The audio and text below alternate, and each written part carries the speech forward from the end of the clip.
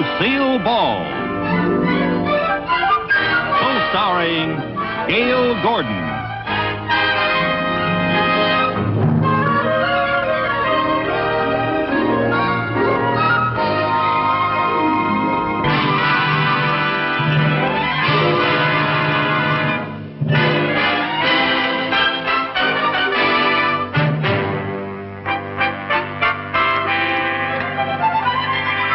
Good morning.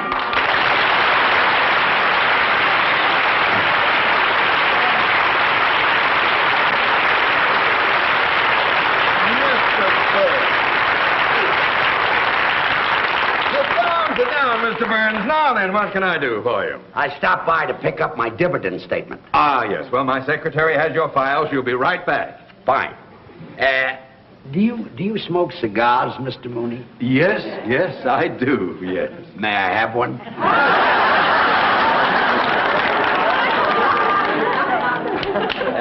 Thank you. Jack Benny always pulls that on me.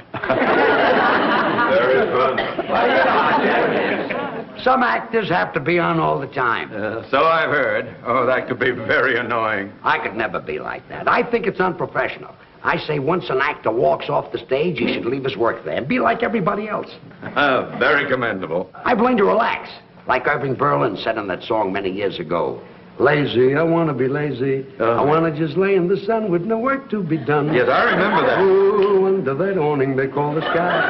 It was a very Stretching and yawning, and let the world go drifting by. Yes, well, I want to peep in the deep tangled wildwood, counting sheep while I sleep, like a child would, with a great big valise full of books to read while it's peaceful, while I'm killing time, being lazy now, Mr. Mooney.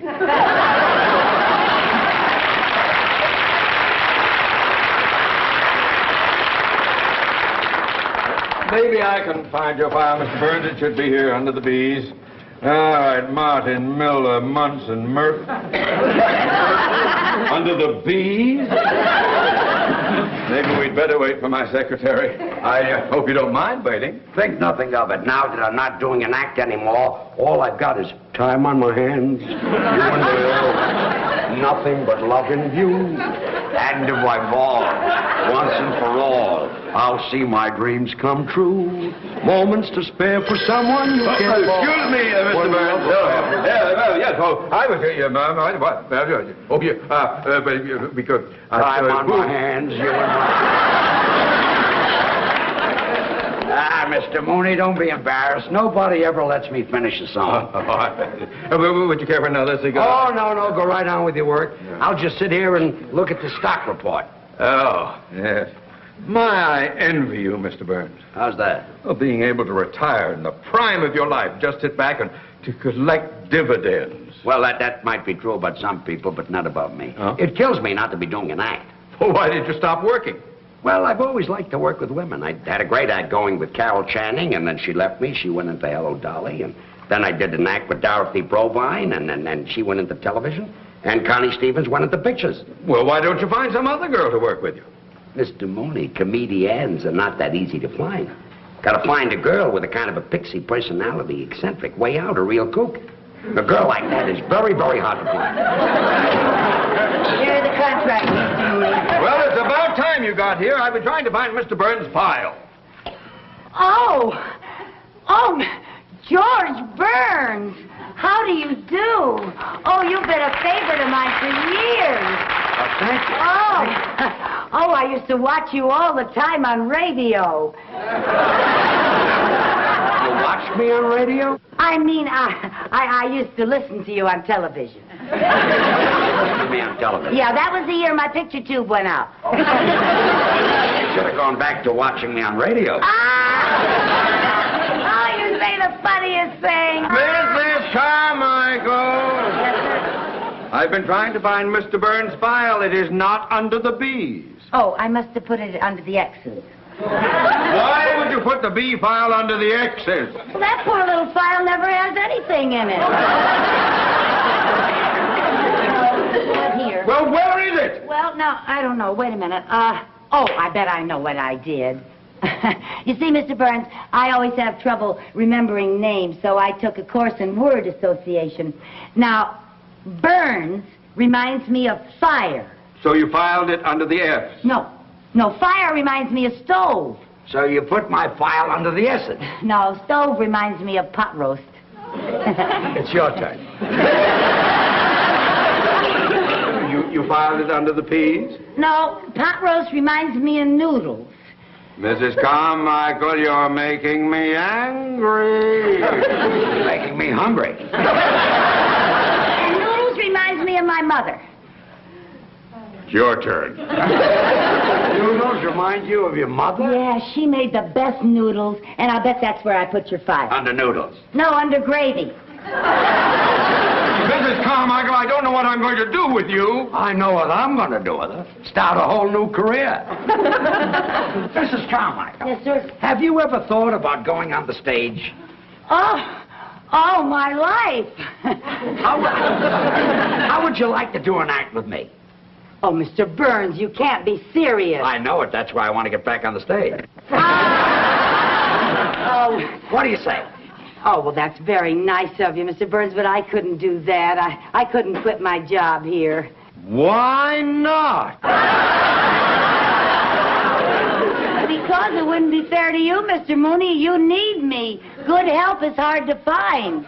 Well, I'd be delighted to start looking. Now, Mrs. Carmichael, this is a great opportunity for you to make a lot of money. Yes, I know it does sound like a wonderful opportunity. Yeah. Oh, and you know, today, my horoscope said that my whole future was going to take a turn for the better. So did mine. How much would I make? Well, it's unprofessional for an artist to discuss money. Oh. That's usually handled by your agent or someone who handles your financial matters. Oh, well, Mr. Mooney usually handles all my financial things. Yes, and I'd be delighted to represent you in this matter. Would you? Yes, indeed. For the customary 20%. 10% is customary. Oh, 10. Oh, yeah. Well, you see, I'm new to show business. You two talk it over, and when you decide on what you want, you can get together with my agent. Fine. Here's my address. Be at my apartment tonight, and we can start rehearsing. Your apartment? Nice and quiet there, and nobody will bother us. Well, I hardly know you, Mr. Burns, and going to your apartment, you in show business and all. Mrs. Carmichael, you don't have to worry about a man like Mr. Burns. She does, too. I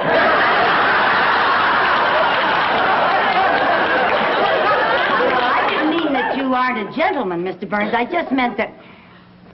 Well, I meant you're a man, and if I go to your apartment, people might talk. What people? There won't be any people there. And when I talk, nobody believes it anymore. Here tonight. Okay, Goodbye, Mr. Mrs. Burns. Carmichael. Well, thank you. Goodbye, Mr. Mooney.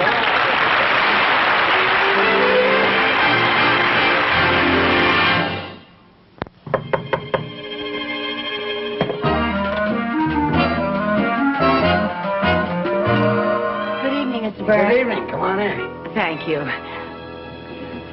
Oh, what a lovely apartment. Well, I'm glad you like it. Oh, it's so beautiful. Are you ready to try a little rehearsal? Oh, yes. I can hardly wait to find out what I do on the stage.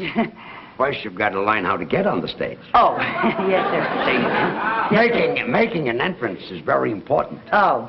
Now, let's see. Where are we? That'll be the wings right there. Oh, uh-huh. Now, this will be center stage. Yes, sir. Yeah. Is that the audience out there? That's the audience. Okay. Now, we're introduced over the house mic. Oh, are we? Ladies and gentlemen, here they are, George Burns and Lucy Carmichael.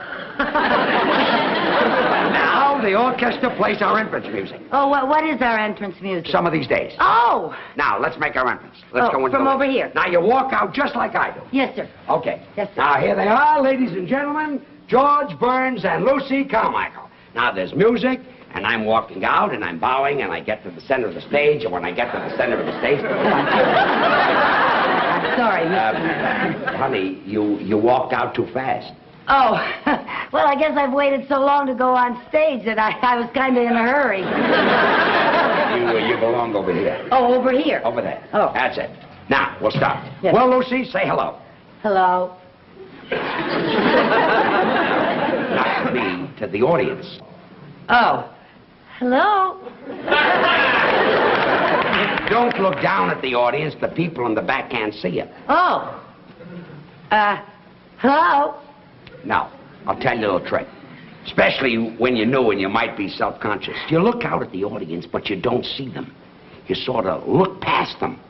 Oh. Well, now. Well, Lucy, say hello. Hello. Very good. Oh, thank you. Do that again. Hello. What's that? What is that business? Oh, a little curtsy. Yeah, well, I saw Ginger Rogers do that on the Late Late Show last night. Yeah, I saw her on the show. She's my favorite. My very favorite. Look, she's very good. Yeah, Fred Astaire was in the picture, too. It was a wonderful picture. You know, at the beginning of it, Fred was an ambitious young dancer playing in a show in Muncie, Indiana. Muncie. You ever been in Muncie? I was closed there. Oh. Well, Ginger Rogers is one of the chorus girls in the picture, and Fred's up there dancing away, you know, and Ginger's in back of him kicking with the girls, you know, and she accidentally kicks Fred. And the people laugh, and Fred is very embarrassed, you know. And then the girls go off stage, and Ginger starts for her dressing room, and Fred comes off stage, grabs her, and starts bawling her out. And that poor little thing is on the verge of tears. She's hurt? Not her, him. Oh, him. It hurt where she kicked him. Oh. And he tells her she's nothing but a clumsy clown with 2 left feet. And he calls her a no-talent nitwit. And then she calls him a swell-headed nincompoop. Yeah, and that's when they realize that they really love each other. It always... So, later that night, he goes over to her apartment to apologize for bawling her out, you know. And he knocks on the door. He knocks on the door. If that's Fred Astaire, I'm giving up cigars. Come in. Oh, good evening. Nice to see you. Hope you don't mind my dropping by. Now, I suppose you came by to transact a deal. Yes, I did, and to see how my client is getting along. Well, we've been rehearsing a little bit. Yeah, Mr. Burns is teaching me how to say hello. Hello? Oh, my, that's very good. She'll be worth a lot of money, this girl. Well, I don't discuss money. You'll have to talk to my agent. Hello? Yeah, no more. Hello? Save it until after we've made a deal. Oh. By the way, Mr. Mooney, I hope you don't think I'm taking advantage of you. How's that? Well, show business is new to you, and you'll be dealing with a man who's had a lot of experience in theatrical deals. Well, what's the difference? Money is money, and after all, a man with my vast banking and financial experience, it may be that your agent will be the one who is at a disadvantage. Oh, no. My agent is very good at money matters. Oh? Excuse me. Yeah. Hello? Mr. Burns, your agent's calling. Good. Put him on. Hello, George. This is Jack. Just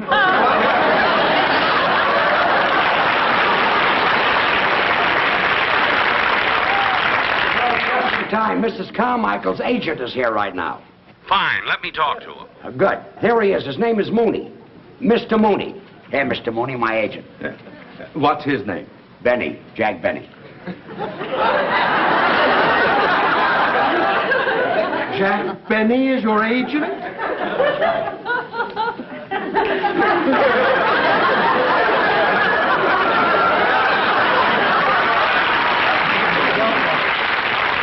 We'll be fair to you.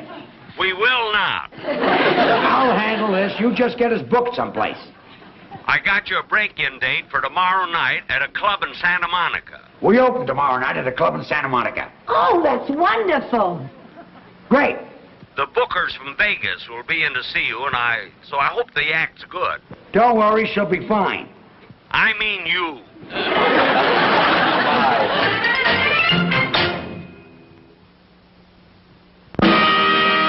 And now, ladies and gentlemen, George Burns and Lucy Carmichael.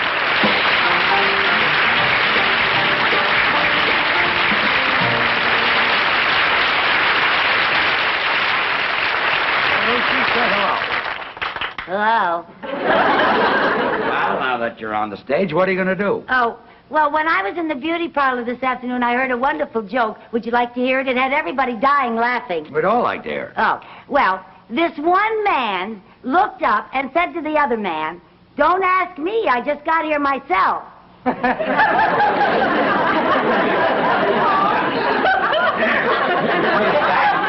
Is that the joke?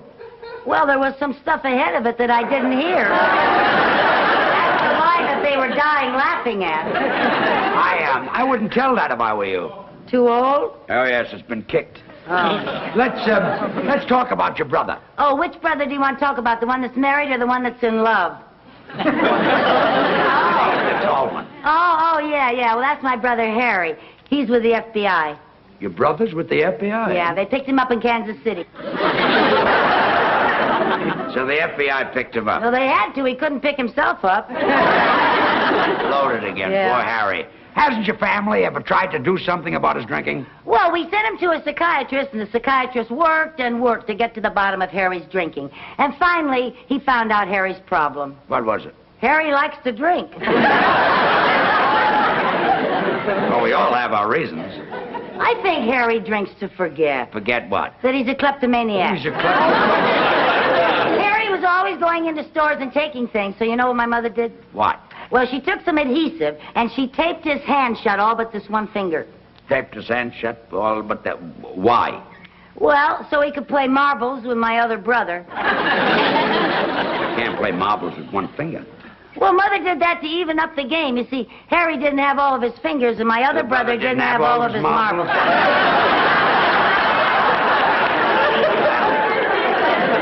That made the game even. Yes, it did. But when your mother taped up Harry's hand so that he only had one finger, did this stop his shoplifting? Well, it helped. All he could steal were donuts. Harry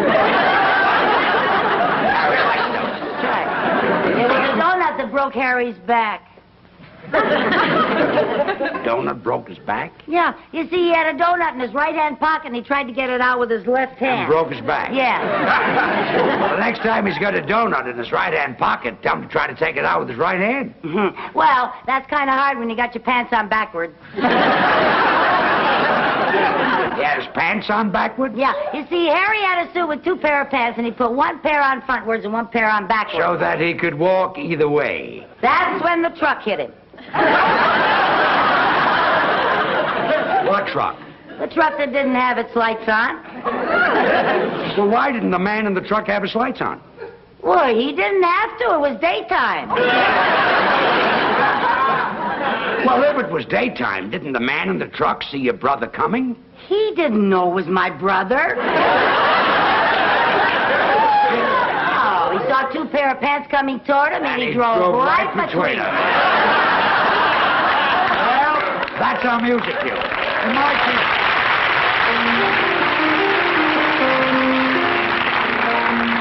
Two sweethearts in a country town, the neighbors say, lived happily the whole day long. Until one day told him he must go away, she wondered then what could go wrong.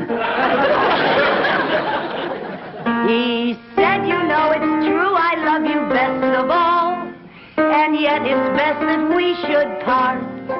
Just as he went away, he heard his sweetheart say, here's a pretty tempo, Lucy, play with it. Although it broke her heart.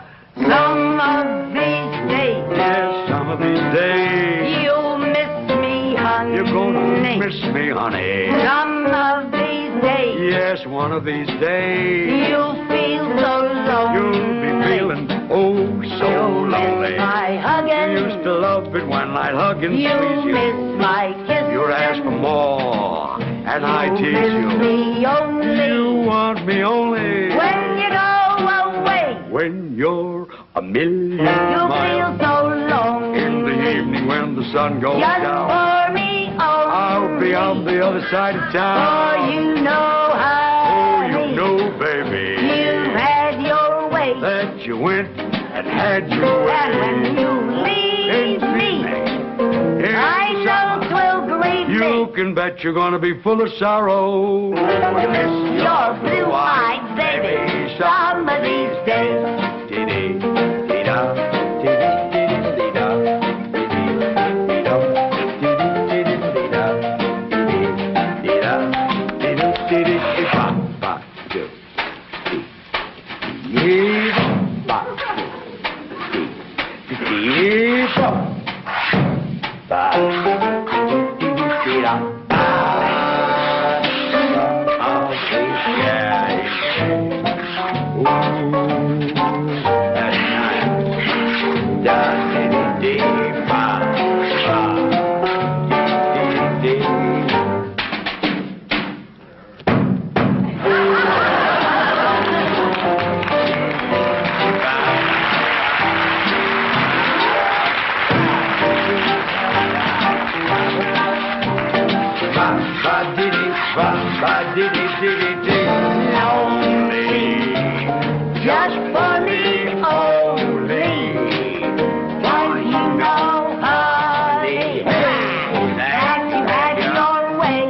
you've had your way. And when you say goodbye, wipe that tear from your eye. You're gonna miss your baby. You're gonna miss your red-haired mama. You're gonna miss your blue-eyed baby somebody. la la la la la. Better miss your Blue-eyed baby somebody.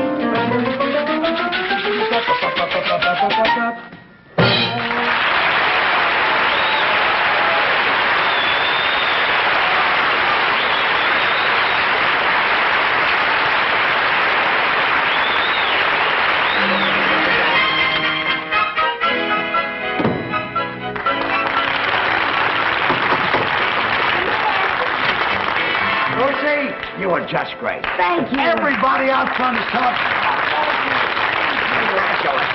Mrs. Carmichael, I couldn't be more proud of you. Oh, Mr. Mooney, that's the first time you ever kissed me. Well, banking and show business is different. You know, this girl is sensational, Yeah. and the men from Las Vegas have offered $10,000 for the act. $10,000. They'll go as high as 15 if you won't sing. We'll take the 10. Did you hear that, Lucy? We're going to Vegas. Oh, that's just wonderful. You know, this is like what happened to Ginger Rogers in that picture last night. The producer saw her on the stage. She got an offer to go to Vegas, but she'd been with Fred so long that she didn't want to... Oh, Mr. Burns, I can't go. Why not? Oh, because I can't leave Mr. Mooney.